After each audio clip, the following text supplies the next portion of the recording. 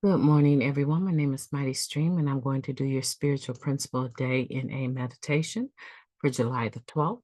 If you need to reach me, feel free to do so at recoveryofhope21@gmail.com or leave a comment down below. And as soon as I see it, I promise you, I will respond to you. Thanks for all of the love you guys are showing me. The meditation for today is entitled Responsibility versus Control. Finding the line between personal responsibility and willful control is a challenge. Living Clean, Chapter 4, Letting Ourselves Go.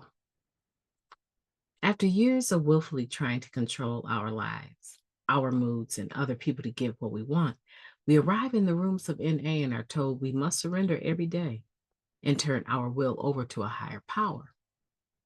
On top of that, an inventory shows us that being controlling is a character defect that has constantly placed our needs at the center of all of our relationships. We thought we needed that control. How else were we going to get the things done? The correct way, ours. So, what are we supposed to do then? A newer member demanded to know. Just casually sit back and not handle things because we can't control the outcome or other people? I thought I'm supposed to be responsible now. There's a fine line between being responsible and grabbing control. Few situations are black and white, all or nothing. So discerning the position of that line may be a lifelong endeavor. Few life lessons in recovery are learned in one go, but that doesn't mean we don't get better at living them. It takes much effort to gain the wisdom to know the difference between the things we can and perhaps must change and the things we must accept. So then, how?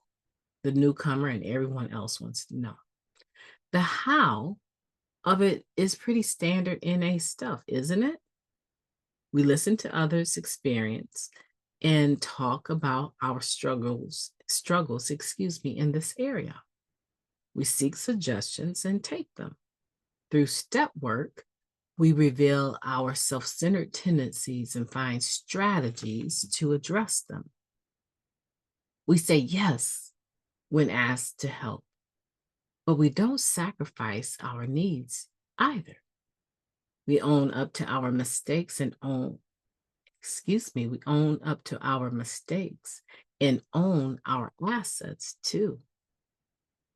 Crucially, we start the lifelong process of assessing the difference between those two sparring voices in our heads.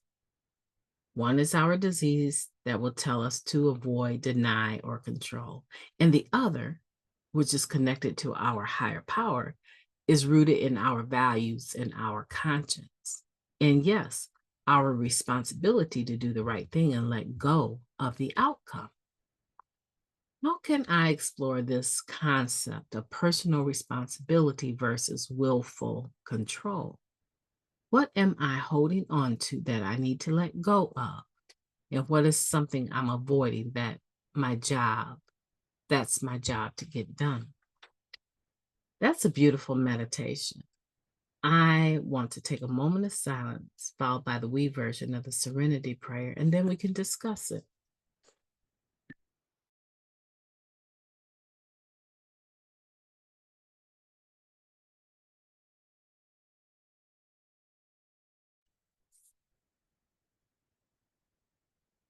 God, grant us the serenity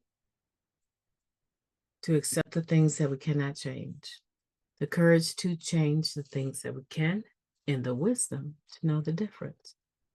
So again, we're talking about responsibility versus control, the ability to have patience in a situation and be able to allow it to unfold in a natural way. It doesn't mean that we don't take action. We take action. We do the things that we know we're supposed to be doing. We don't try to force the outcome. We leave that to nature, right? And I can say nature. I can also say we leave it to God, but we want it to take a natural course, which is why I'm saying nature. We leave it to have the results that it's supposed to have. When I'm sharing, I would love for everyone to just, oh my goodness, that was such a beautiful share, but that doesn't happen. There's people that I can be in a meeting and I'm sharing, I'm the speaker, and they will absolutely get so fed up, just walk right out and never come back. And then there's other people that might fill the back of the room. And as soon as they see an empty seat, as soon as those people leave, they move right forward to take that seat and sit down. And they're one of the people in line when I'm done to give me a hug and say, man, I thought that was only my experience, but thank you for sharing. It must took a lot to be vulnerable like that. Share the truth like that. Wow, thank you. I don't feel alone anymore. I never thought I would actually hear my story, the exact same thing I went through as a child. Thank you, Mighty Stream. Huh. So I show up to do the share because I said that I would. I do the share, even though maybe I was stressed out, even trying to get to the place that I'm supposed to find to share. Maybe maybe, I don't know. I've had things happen to my vehicle just trying to get to the place that I'm trying to go. I've had to ask. One time I was supposed to share somewhere and I had a newcomer with me and my car broke down. And the newcomer had a cast on her leg. And I broke down and pulled over on the side of the highway with my flashers on, and a state trooper pulls up, and he and I are having a conversation. We're having a conversation. Like, I walk up to him. So I'm sure that was dangerous. And he didn't walk back to me. I walked up to him because he's pulled over in front of me. I walk up to him and we're having this conversation. And I told him I'm supposed to be somewhere in less than 30 minutes. I don't have a way to contact the people to let them know I'm not going to be able to make it. I'm supposed to be sharing for a Narcotics Anonymous meeting. So now you can imagine where this is headed with him. And I'm crying. And I tell him I have a lady in a casket with me. Can you imagine how stupid I sounded at that moment? I walk up to a state trooper's vehicle on the side of the road. He's pulled up in front of me. I tell him I'm supposed to be at a Narcotics Anonymous meeting as the speaker, the head pin girl, right?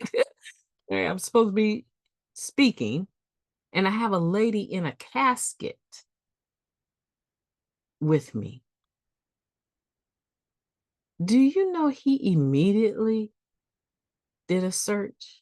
He immediately had to have a look. He said, a casket? I said, I'm sorry, I mean a cask. And he was like, a cask?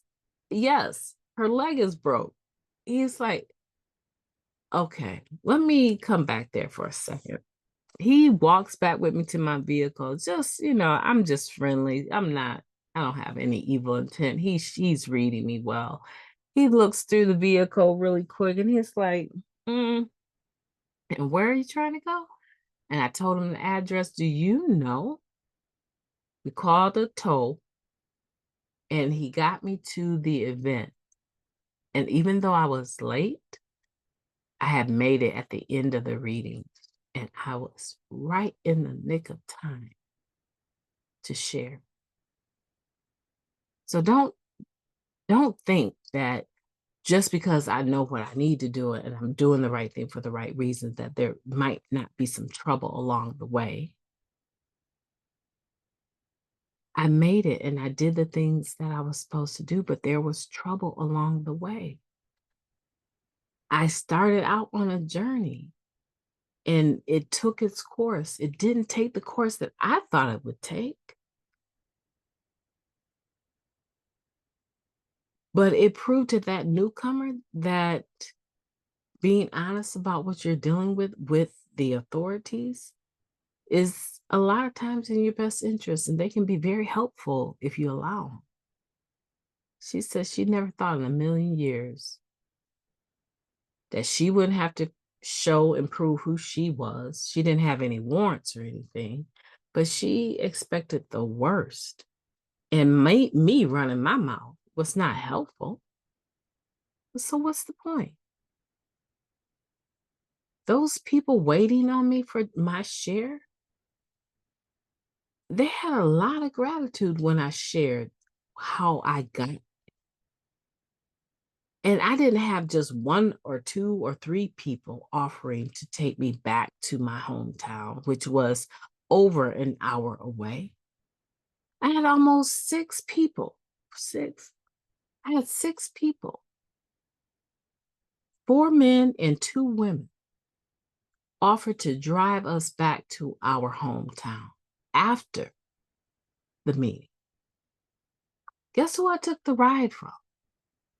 Some guy dressed all in a business suit, real personable. He worked for a company called, I can't give you the name of the company. He worked for a auto dealer. I was primed for the picking. A piece of trash.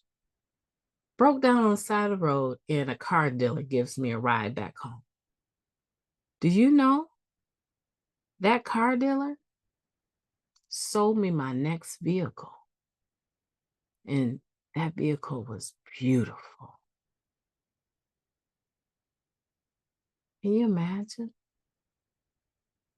Can you imagine doing the right thing for the right reasons, trusting the outcome, even though I'm in the middle of it, the flick of it, not spouting off at the mouth, being honest, and it ended up beautifully. Not just that night being taken home, but the message was just right for everyone. Well, it seemed like it, right? At least a few people came up and got in line and hugged me. And I ended up getting a ride home from someone that had a connection. And I was able to get a vehicle that could stand the test of time. And it also happened to be my first actual car loan. That's amazing to me. So today I want you to think on responsibility versus control. I want you to take that long story that I just shared with you. And when you're faced with those two voices sparring in your head, go with the voice that pursues recovery, that pursues peace, that leads you down the path that is about well-being, not that negative voice. But leave the end results to nature. Let them unfold. Because if you're doing something and then you have to manipulate the outcome, you probably should not have been doing. You probably didn't hear correctly in your 11th step, right? Because if you had heard correctly, you would have a peace about letting it go, the end results, because you've done what you were supposed to do. My name is Mighty Stream. I've enjoyed talking to you today. I hope that you will have a beautiful day on purpose.